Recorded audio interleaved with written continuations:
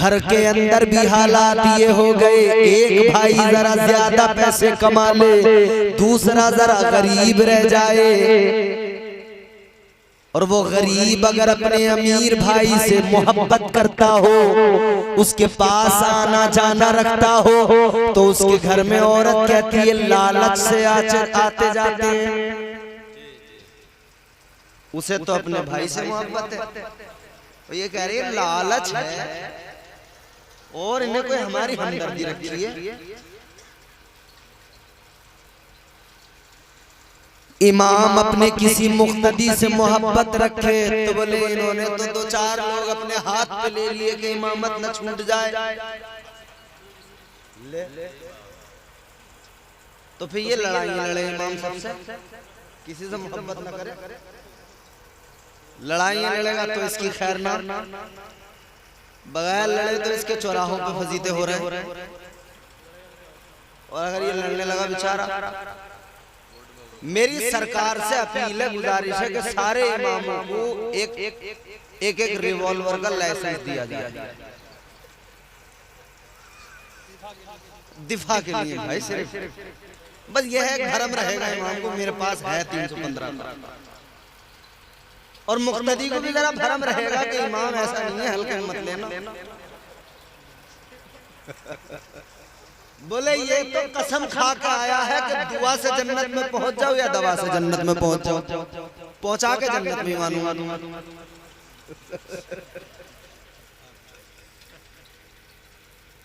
आदमी मोहब्बत करता है तो उसमें भी उसकी बेइज्जती कि यार लालच से मिल रहे हैं, क्योंकि ये दौलत का ज़ौम ही ऐसा होता है, ये पैसे का नशा ही ऐसा होता है। सरफराज भाई की शादी है, शादियां जब होती हैं दो चार लोग रूठ ही जाते हैं, कहते हैं बेटे ऐसे नहीं जाएंगे,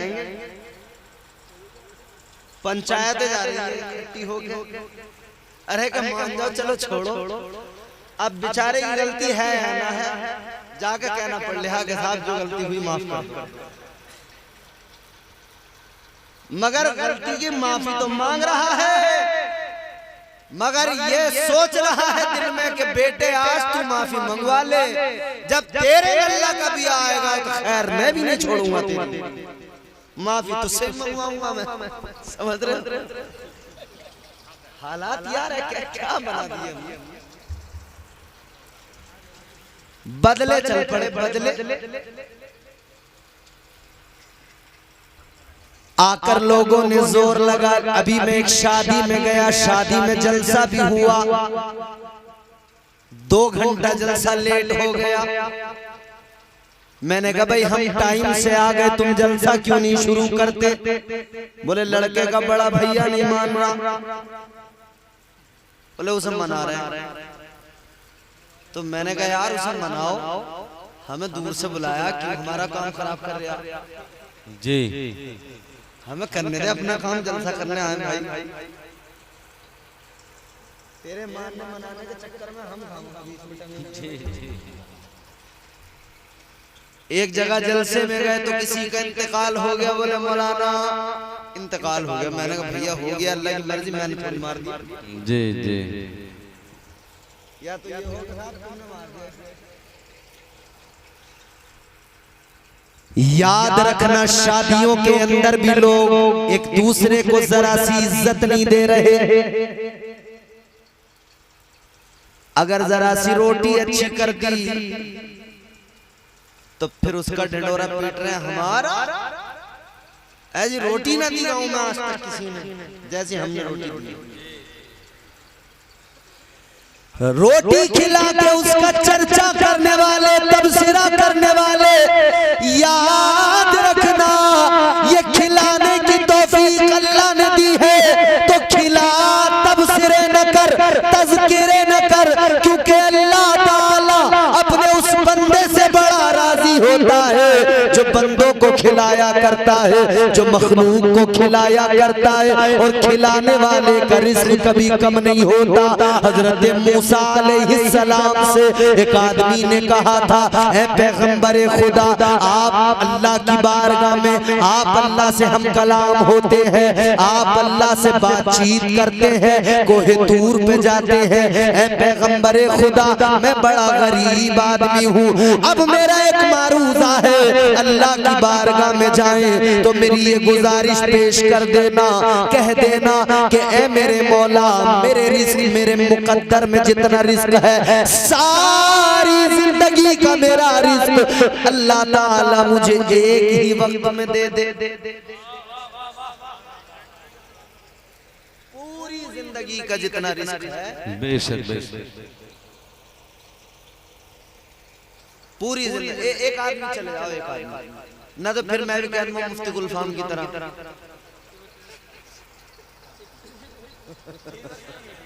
इतना ही तो लीवर है, उन्होंने बेचारों ने कह दिया था।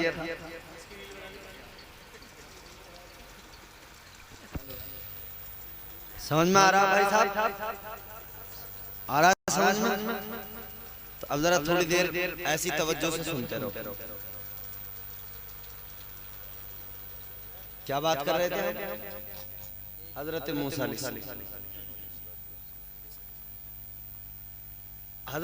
अलैहिस्सलाम से उस आदमी ने कहा कि साहब बड़ा गरीब हूँ, खाने को कभी पेट भर के खाया नहीं, इतना है नहीं, अल्लाह से बस इतना कह देना, मेरी पूरी जिंदगी में जितना मेरा रिज़्क़ मुझे मिलने वाला है वो अल्लाह मुझे एक ही वक्त में दे दे, कम से कम एक वक्त का मैं पेट भर के खाना खा लूं, एक वक्त का मुझे ये मलाल न रहे कि मेरे पास अब खाने को नहीं। हजरत मूसा अलैहिस्सलाम ने फरमाया, ठीक है।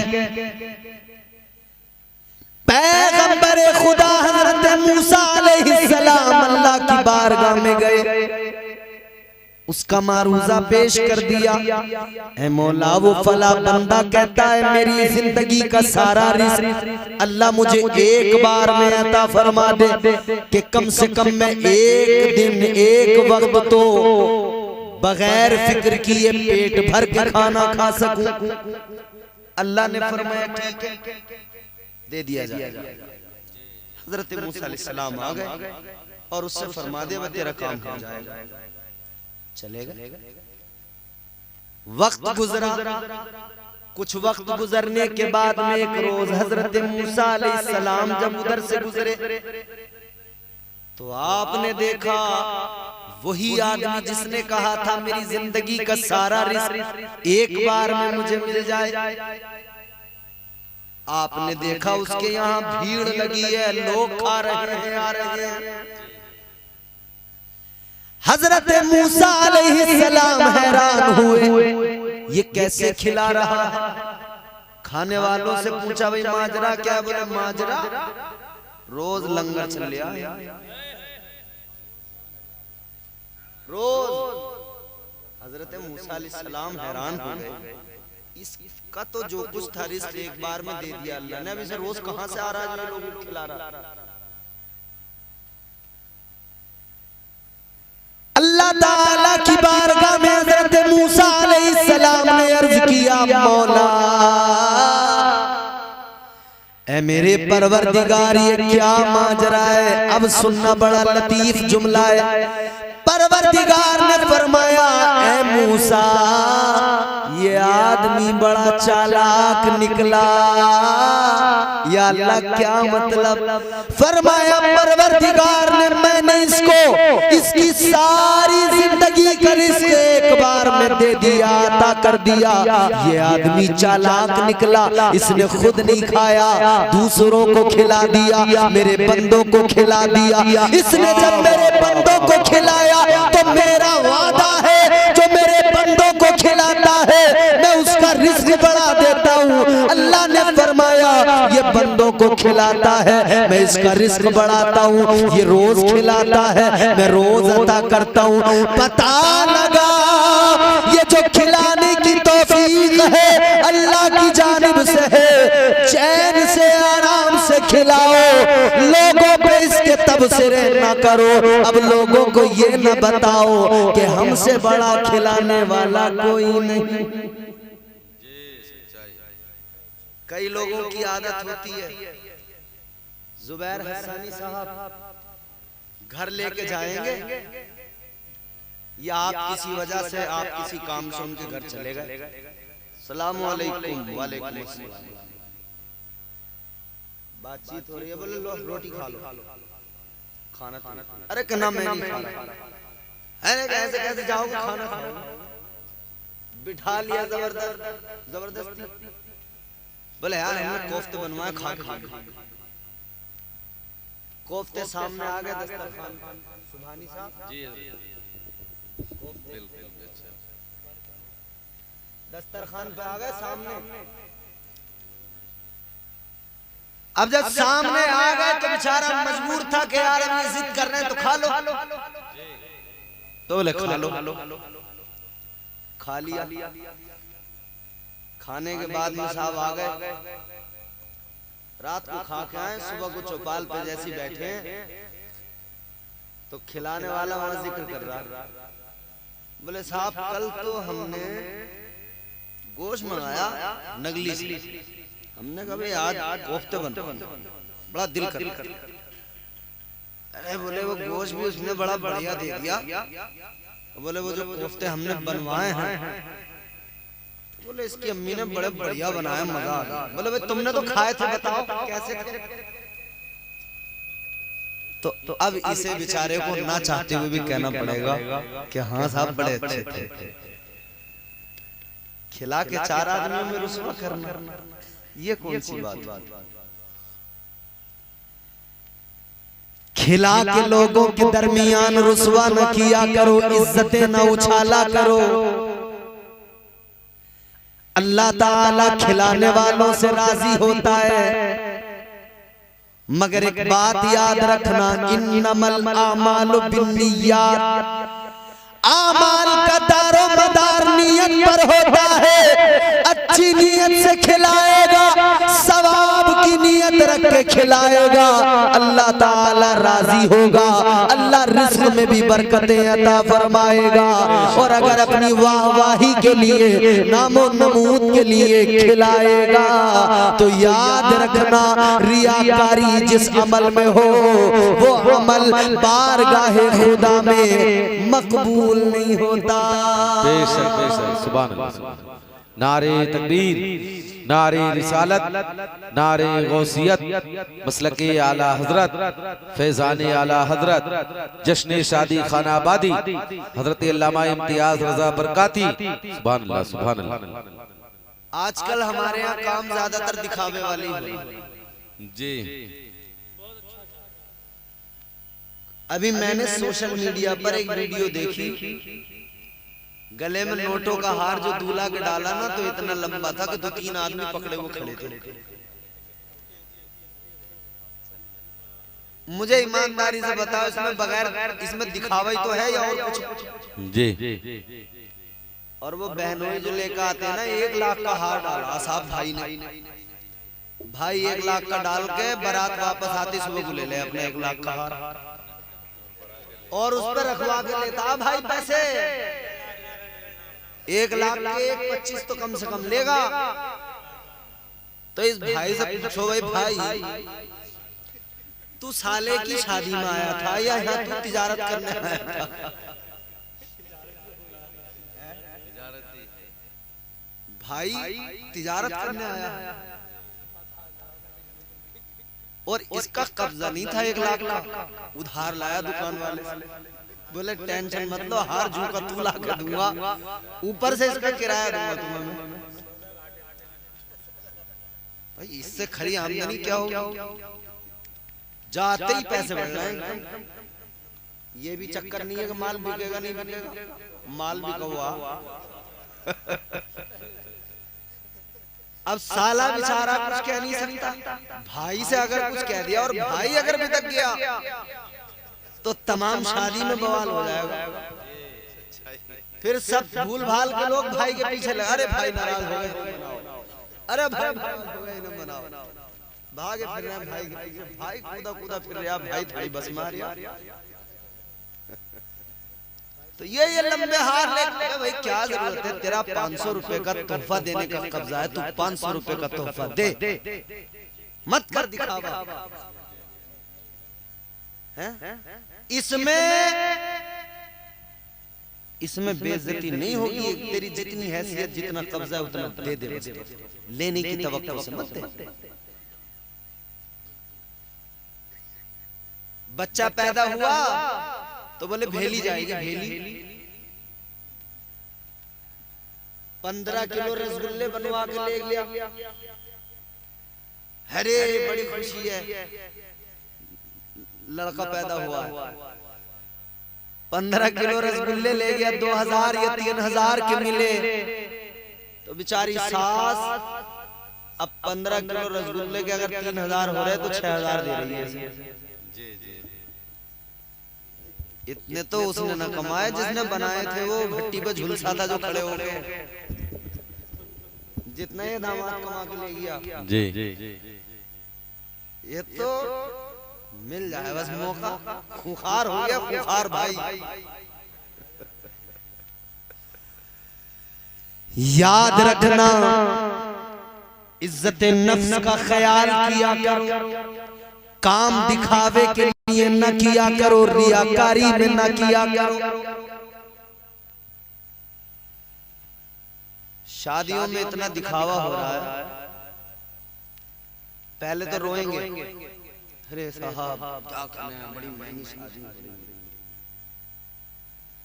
और शादी करते ही फिर जो चौधरी बनता, साहब हमने 20 लाख रुपए उठा दिए, और अल्लाह के करम से हमने कह दिया लोगों से अपने लल्ला परेशान होने की जरूरत ना, रुपए 5 लाख और भी खर्च होंगे तभी हम बैठे हैं, हम करम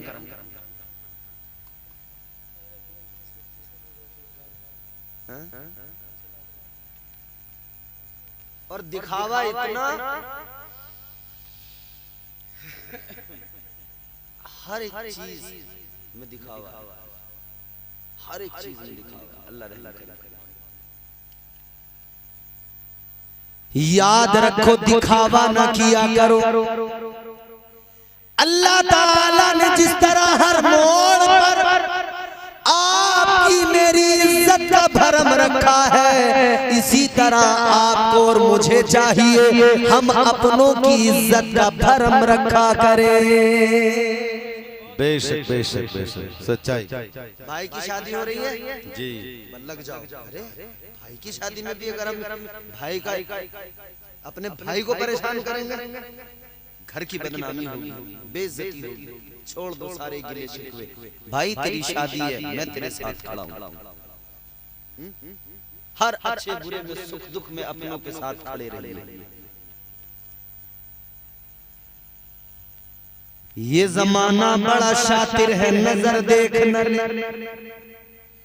तेरी आंखों में मोहब्बत का असर देखना। अगर तू भाई से अपने मोहब्बत करता है, दुनिया चाहती है भाइयों में झगड़ा हो जाए, लड़ाई हो जाए, तुम लड़ोगे, जमाना मजा लेगा, जमाना देख के हंसेगा, चौराहों पे तुम्हारी खिल्लियां उड़ाई जाएंगी। मोहब्बतें पैदा करो, आपस में एक दूसरे की इज्जतों का ख्याल करो। अल्लाह ने फरमाया, ए ईमान वालों, इज्जत दी अल्लाह ने, और हम लोगों की उछालने में लगे। कोई किसी की जरा सी मिल जाए, बस जरा सी 19 बात तमाम गांव में फैलाना, इलाके में फैलाना मिनटों का काम है। अब तो सोशल मीडिया चल पड़ा, जरा सा किसी का वीक पॉइंट तलाश रहती है, इसका कोई दुखती हुई रग मिल जाए, कमजोर। घरों का माहौल ऐसा हो गया, घरों में बैठकर तेरी मेरी बुराइयां, तेरे मेरे फजीते, जी जी, घर में बैठकर जो माँ बाप करते हैं वही औलाद सीखती है। आज जो तुम कर रहे हो कल तुम्हारी औलाद भी वही करेगी। बेशक बेशक सच्चाई। किसी की इज्जत को घर में बैठकर ना उछालना। जी हुजूर ने, मेरे आका ने उम्मत की फिक्र इतनी की है कि उम्मत की इज्जत की भी फिक्र की है, उम्मत के तमाम मामलात में उम्मत की फिक्र की है हुजूर। आज हमारे यहाँ हालात ये, हमारे यहाँ कोई मालदार आ जाए तो उसकी बड़ी खातिर करेंगे, गरीब आ जाए उसे पूछते भी नहीं, बात भी ढंग से नहीं करते। जी जी जी। कोई रिश्तेदार अगर गरीब है उस रिश्तेदार से सीधे मुंह बात भी नहीं करेंगे, और अगर कोई मालदार है भले ही उसके पास हराम की 2 नंबर की कमाई है, उसके आगे पीछे लग गए, उसके नाश्ते कराए जा रहे हैं, अच्छी जगह बिठाया जा रहा है, ऐसा तुम करते हो, उस वक्त में उस गरीब के दिल पे चोट लगती है। वो गरीब सोच रहा होता है कि मेरे पास में मालो दौलत नहीं है, यही तो वजह है ये लोग मुझे इतना हल्का समझ रहे हैं। याद रखना इसके दिल पे चोट लगेगी, इसके दिल से आह निकलेगी। अगर अल्लाह नाराज हो गया तो खैर मना, अगर अल्लाह ने गिरफ्त फरमाई तो कोई बचाने वाला नहीं होगा। वाह वाह वाह वाह, बेशक हक बात, कोई बचाने वाला नहीं। जिनके आंगन में अमीरी का शजर लगता है उनका हर ऐब जमाने को हुनर लगता है। 2 नंबर की कमाई से मालदार हो गए दुनिया, फिर पूछो मत, आदमी को आदमी नहीं समझ रहे। गांव में 2-4 मालदार ऐसे भी होते हैं जो नजर बना के रखते हैं। अच्छा अरे भाई, अच्छा उनके आसपास जो लोग रहते हैं खुशामदी, सुभानी साहब जो खुशामदी होते हैं, जिन्हें हमारी जबान में चम्मच कहते हैं, चमचे,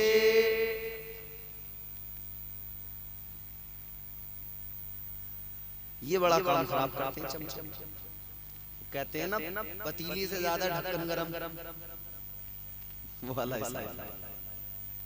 चमचा पहले उछल जाता, अरे बोले वो तुम्हें यूं कह रहा था यार, हमें बर्दाश्त नहीं हो रही भाई, इसका कुछ करो। मैं ये बात है हम सबको बर्दाश्त नहीं होती, तो वो कह रहा है कोई बात नहीं, टेंशन मत लो, ये नगली में सिपाही आया मेरी जानकारी का, 5000 रुपए जाएंगे तो इसे बिल्कुल सीधा कर देगा।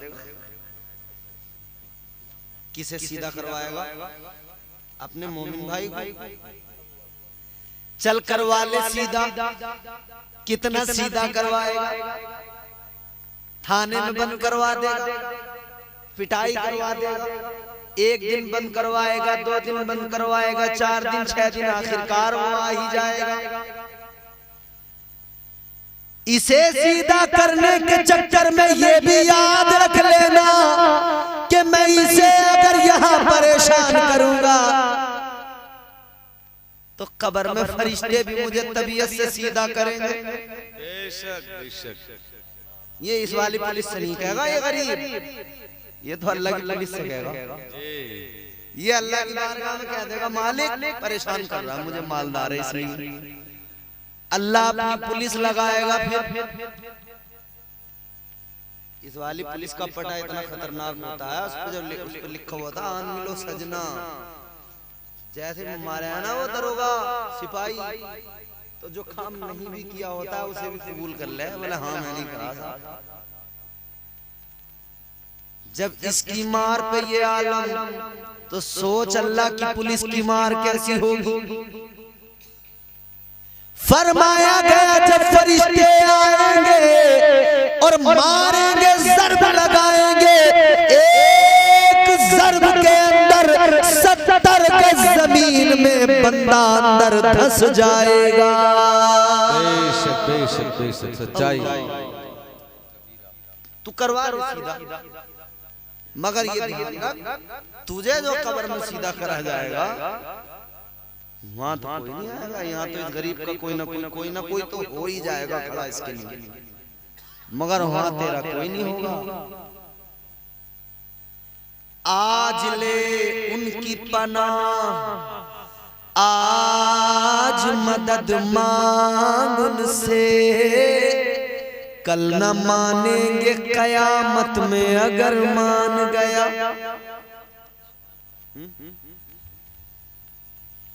दिए से लो कभी तूफान से ताकत छीन लेता है, वो जालिम बादशाहों से हुकूमत छीन लेता है।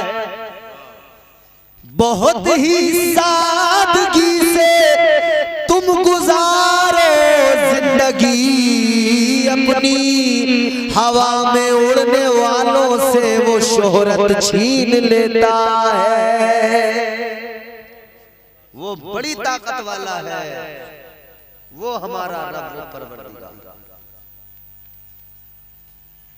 अल्लाह ने फरमाया पूरे पूरे इस्लाम में दाखिल हो जाओ, तो अल्लाह का ये फरमाना ये साबित करता है कि हम अधूरे हैं।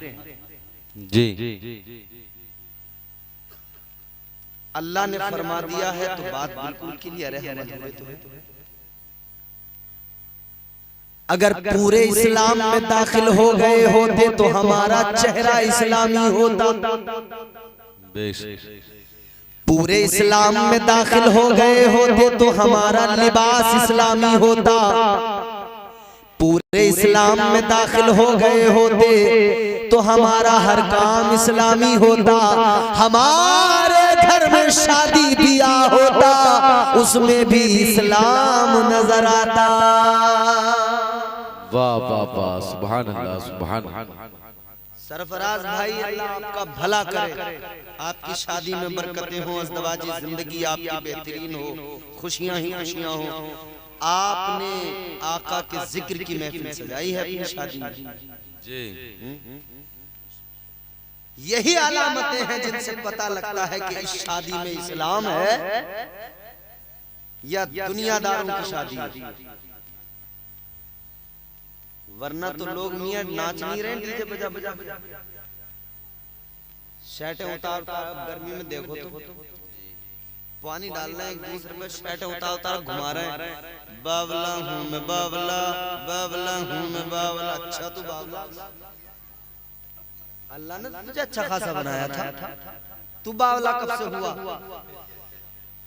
मुझे वो फिर हैरत ये होती है कि गांव वाले उससे बड़े बावला। अबे वो खुद बता रहा मैं बावला हूं, तो उसे पागल खाने छोड़ के आओ।